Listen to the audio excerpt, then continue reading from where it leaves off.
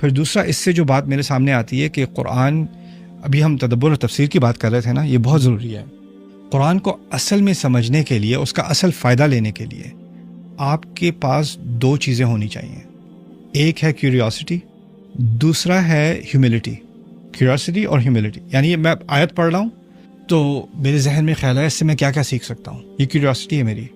اب جب میں نے سیکھ لیا، کچھ ذہن میں چیزیں آ گئیں، تو میرے اندر ہیوملٹی ہونی چاہیے. شاید یہ خیال غلط ہے، میں اس کو ذرا ویریفائی تو کروں، اس کو مزید تحقیق تو کروں. یہ دونوں ہونی چاہیے. یہ کس میں ہوتی ہیں؟ یہ کسی اچھے طالب علم میں ہوتی ہیں ہمیشہ. اگر آپ واقعی علم کے طالب ہیں نا، تو آپ کے اندر کیوریوسٹی بھی ہوگی اور ہیوملٹی بھی ہوگی. اگر ان میں سے ایک ہے، فرض کریں کیوریوسٹی ہے، تو آپ نے کچھ سیکھ لیا، سمجھ لیا، اب آپ سمجھے کہ مجھے بس سب سمجھ آ گیا. ہیوملٹی نہیں ہے، اب مجھ سے اچھا کون سمجھے گا، اصل بات تو مجھے سمجھ میں آئی ہے.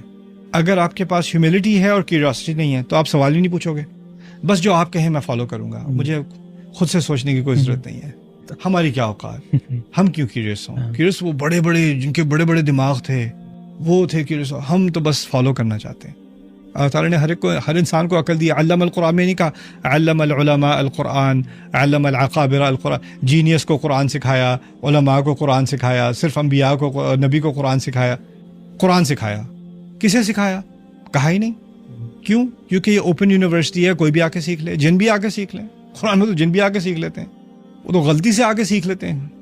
صرفنا الیک نفرا من الجن یستمعون القرآن فلما حضروه قالوا انصتوا. جب وہ اس کی حاضری میں تھے، قرآن کی حاضری میں ایک طرح سے اتفاق سے پہنچ گئے، تو بیٹھ کے سیکھنا شروع کر دیا.